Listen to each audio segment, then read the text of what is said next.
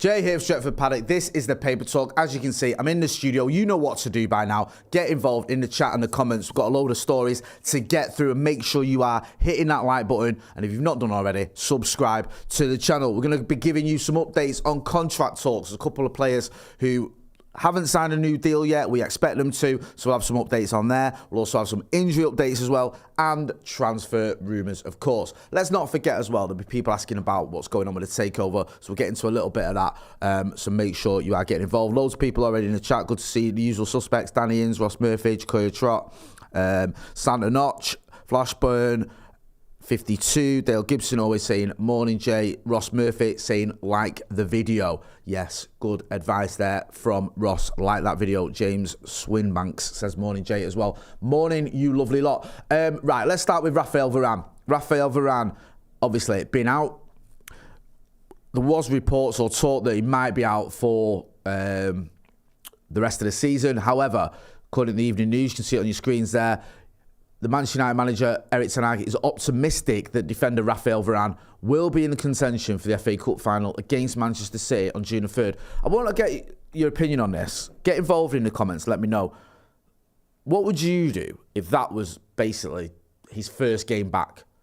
Would you have him straight in there for the FA Cup final against Manchester City because he's so good? Or would you stick with Victor Lindelof and maybe Luke Shaw on the left-hand side of the centre-back pairing? I'm interested to hear what you guys think, because it's a bit of a funny one, isn't it? Raphael Varan, obviously, if he's fit, he starts. But what if he's not 100% match fit? Can you throw him in against Manchester City? It's a difficult one, isn't it? There's part of me that just thinks he's that good. If he's fit enough to make the squad, then yeah, you have to start him. But then the counter-argument to that is, okay, fair enough if he's physically fit, but you need a bit of match practice before going into a game against Manchester City. Let me know what you think. Ross Murphy also says, I almost forgot that. It's his birthday, innit, at Raphael Varan. So, bon anniversaire, as they say in France. Raphael Varan, I think he's 30 today. The big 3-0. Life begins at 40. But yeah, happy birthday to him. So what would you do? Would you play him? Would you stick with Victor Lindelof? Victor Lindelof obviously getting a lot of praise for his performance in the Carabao Cup final, but Manchester City are a different animal to Brighton. We know that. We know it's going to be a very, very tough game. So do you need your best players, or can you risk it? It says there, asked if the former Real Madrid star will be fit for their season finale. Ten Hag, speaking to TalkSport, said, I think so, yes. Varan for the cup final, he can return. So he should be available. So we just throw him in. Looks like Erik ten Hag fancies him anyway. Jake Harvey says, we need Varan against a target man like that robot they have up top. Yeah, I agree. Ben Jones PT says, Varan depends on fitness levels. Colin Coupledick says, ooh la la, Jay, I didn't know you are bilingual. Yes, you know, can speak Mancunian and English. So yeah, it is a funny one, but hopefully he's back. He's in contention, and that's a decision the manager will have to make. It's so devastating, isn't it, to lose both your centre-backs at the back end of the season. Obviously, Lisandro Martinez having that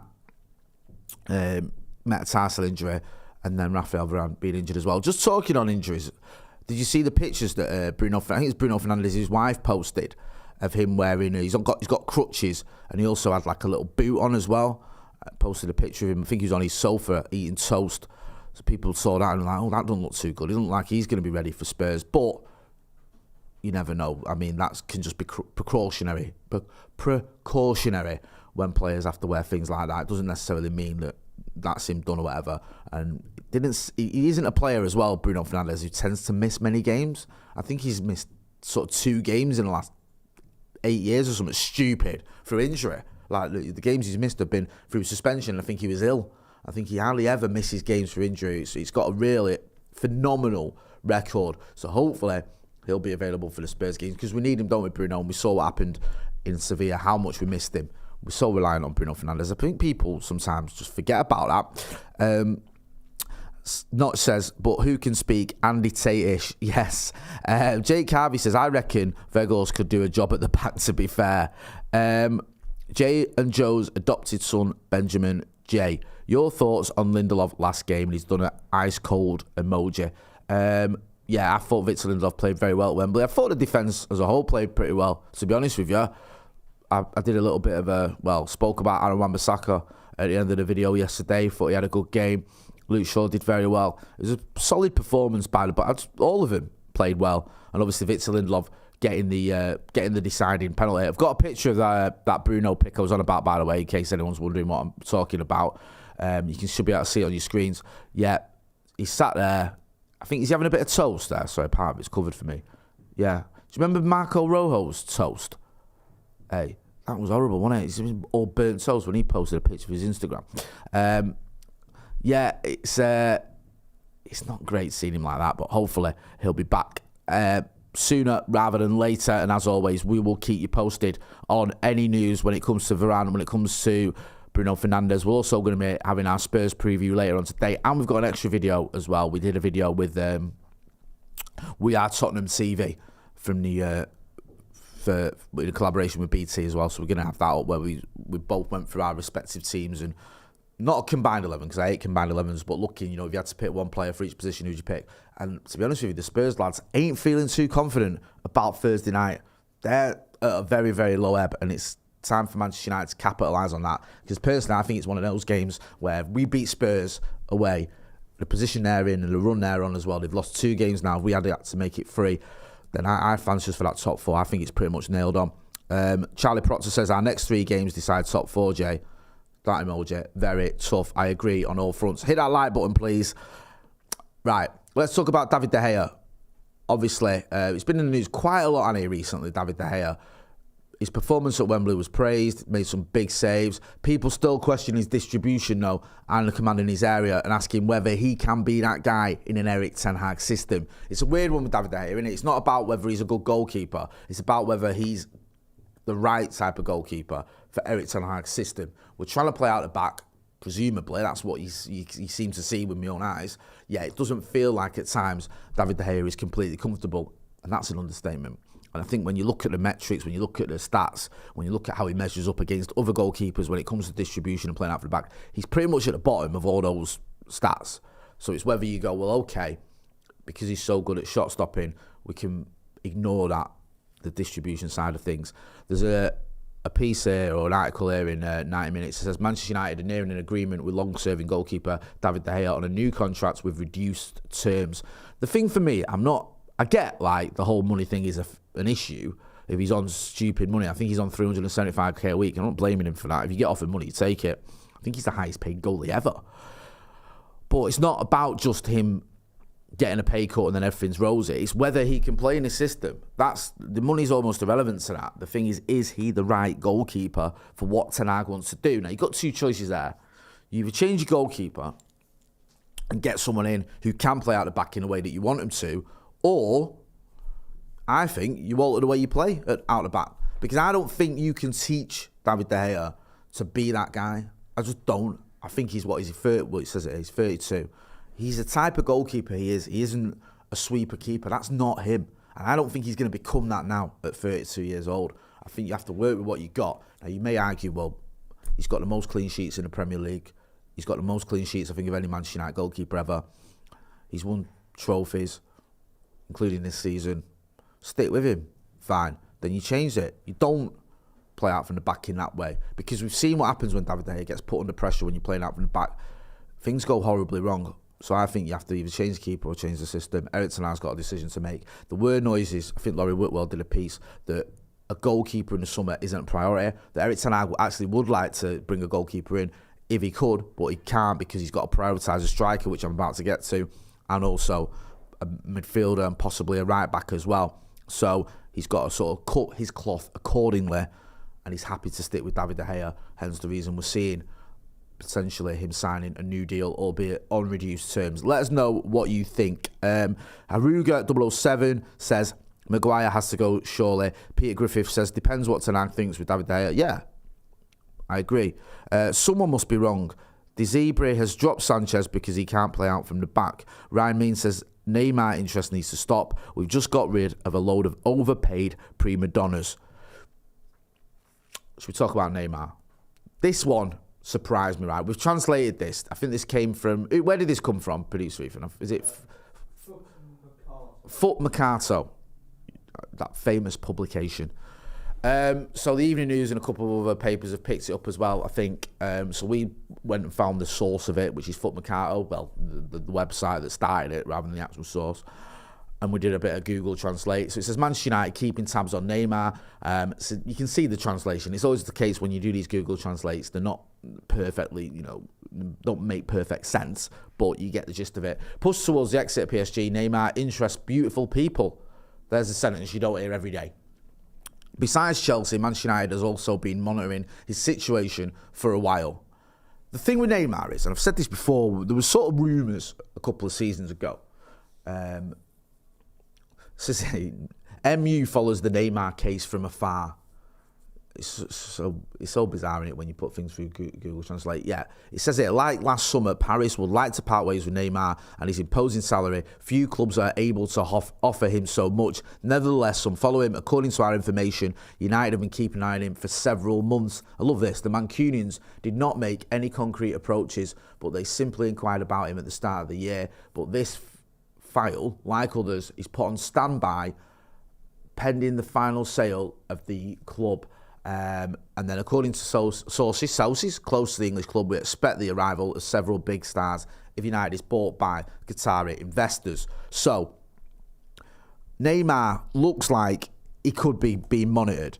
And I kind of get it because it's like he's such a big name and United do like big names, and you think that that could kind of make sense where if he was available, especially if there's a Qatari connection there, because they're saying, it's two separate entities, and if Sheikh Jassim buys Manchester United, that's going to have nothing to do with Qatar ownership of PSG. I don't know how true that is. We'll have to wait and see. The thing that worries me about Neymar, and this is what I said this like last summer when we was rumours doing rounds, if Neymar came to Man United, you'd be excited. You just would. I would anyway. I'd be like, right, we've got Neymar. Like, amazing, because he's such a talented player. He's one of the most, the biggest names and most talented players in the world. But if you scratch beneath the surface, there's the issues there. I'm just looking here at his injury record, and it ain't great. Now, he's been out for a big chunk of this season. He's missed 15 games already, or I think he's going to miss 15 games. Out for 130 days this year, or this season, I should say, with his ankle injury. Early on in the season, he was out for 9 days with his ankle injury. Last season, he missed a couple of days due to fitness. Then he had another ankle issue. He missed 73 days. Also last season, abductor problems cost him 10 days. He only missed one game, though, to be fair. Then he had a fitness issue, cost him 4 games. Another fitness issue cost him another 4 games. The season before that, abductor problems cost him 9 games. An ankle problem cost him 5 games. Abductor problems again, and just says rest, cost him another 5 games. So he misses chunks of the season. He's always doing it. And I don't think that gets fixed by signing for United, especially when he's getting on a bit. He was only a young man, but in football, in terms for an attacker, he's not a youngster, is it? So can we afford to have someone who's going to come in and probably be on about, I'm guessing, 500 grand a week, something like 400 grand a week, if he's never fit? And there's question marks about Neymar's commitment to the cause, isn't there, at PSG? Is that going to change? There's all these there's always jokes going around that whenever it's his sister's birthday, he has an injury because he wants to go and party with his sister. Now, okay, that's probably, take that with a pinch of salt, but you can't ignore that injury record. And it's not going to get fixed by just paying more money to him or buying him to a different club. And also, the Premier League is unforgiving. If you think Neymar's got issues around getting injured and rolling around and all that stuff in France, wait till he gets into the Premier League, because the tackles love to fly in there, don't they? And yeah, I just don't see it happening. Let us know what you think about that. I'll be honest with you, I don't see it happening. It kind of makes sense in a way, because I just think United love big money and big name signings, and the sort of the Di Marias and the Falcaos and the Alexis Sanchez's and the Paul Pogbas of this world. But you have to have some sort of reason other than the star power to buy them. And I like to think United have moved away from that. Now, you can argue Pogba was a young midfielder who made a lot of sense, but some of them, you think we were buying them because of the name rather than their ability. And I don't want to see that happening. Ross Murphy says, Ten Hag wouldn't fancy Neymar at United. I don't think he would. David O'Connor says Neymar would be Pogba 2.0. Jacoya Trot, I like this. This is spot on. Neymar looks and feels like a Woodward signing. I agree. I think he does. It feels like that sort of signing that Ed Woodward would have been all over. Neymar, yeah, let's get him and let's give him 700k a week. And then everyone else who's like on top money goes, hang on a minute, why is he getting more than me? And then you have to bump everyone else's wages up. As always, we'll monitor it. Jason McMillan says, Verratti the only PSG player that would make sense. Yeah, I get that. Should we talk about Kane and Rashford? I think we're doing them both. There we go. There's an article. It came originally from Don't Buy the Sun, hashtag Don't Buy the Sun. But we've got the Evening News report on it because I'm not going to start pushing articles from the Sun. It says here, United ready to offer Kane and Rashford huge deals this summer. United reportedly set to offer Marcus Rashford and Harry Kane huge salaries to be part of their side next season. The Sun say that United forward Rashford will be offered a bumper 300k a week deal to remain at the club, while Kane will be given the same wage if he decides to join Tottenham. That makes sense to me. I think those sort of figures sound about right. 300k a week is probably there or thereabouts what you think we'd be offering Harry Kane to come to Manchester United. And I also think Marcus Rashford, if he is going to sign a new deal, which I hope he will be on big money. And I think 300k-ish is around what you'd expect. I know people go, well, I can't believe you're offering him that. It's about right. It is. If you're a top attacker in the Premier League now and you sign a long-term deal or a deal, if you move to a club and you've got, your big money signing, or you're entering towards your prime and you're getting a big deal from the club you're already at, in the case of Marcus Rashford, then 300k makes sense to me. I'm not against that. And I think if we could get Harry Kane, he'd score goals, and I think he's got at least 2, maybe 3 seasons in him at the top where he could do a job and score goals. And during that time, you still have Christian Eriksen, you still have Casemiro, you still have Rafael Varan.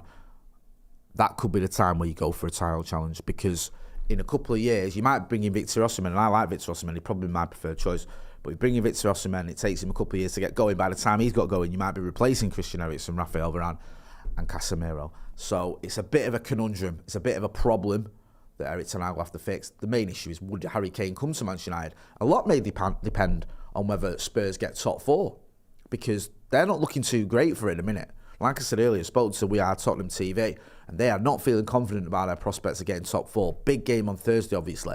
If Spurs don't get top 4, keeping hold of Harry Kane, it's going to be difficult. The Spurs lads were saying he was going to go, I think was it last summer? They brought, a couple of seasons ago, they brought in Conte, and Conte sort of made a pitch and got him to stay. And it's like, we've got a manager who wins things here. Antonio Conte's not come here just to make up numbers. He's come here to win something, and it convinced Harry Kane to stay. They obviously played hardball as well in Manchester City to squash that deal. So it kind of all made sense that he stayed because of the Conte factor, and they were trying to say, look, we're doing things a bit differently. They spent a bit of money in the summer. They didn't go berserk. They did all right in the transfer window. At the time, it looked like they did all right, but in the with hindsight, it was a pretty dreadful one for them. They bought in Richarlison, they bought in Basuma, they bought in Chad Spence, they bought in even Perisic. I think did Romero come in as well.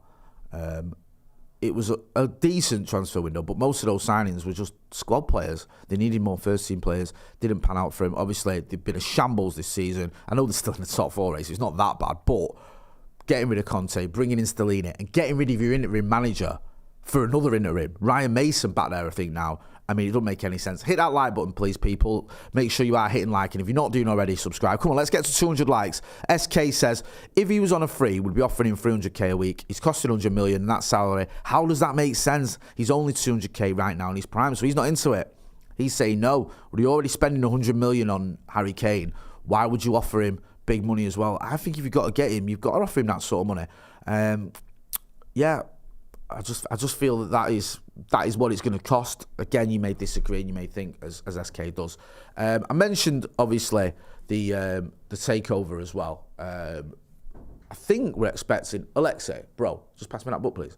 I think we're expecting around Thursday when we'll find out what's going to happen with the takeover. It's the end of this week, and I think we can have a bit of an update there. At the moment, it looks like the 2 main bidders are Sheikh Jassim and Sir Jim Ratcliffe. 3rd round of bidding, and then hopefully we can have a decision on it and see who the new owners of Manchester United are going to be. There's going to be a protest at the Villa game because there were some suggestions that the Glazers may stay. They may have a minority stake sale and they'll stay on as the owners. Obviously, that's upset a lot of people, myself included. There's going to be a protest. I think you go and check out the 1958, their socials. That'll give you all the info. It's going to start at Deansgate, 11 o'clock.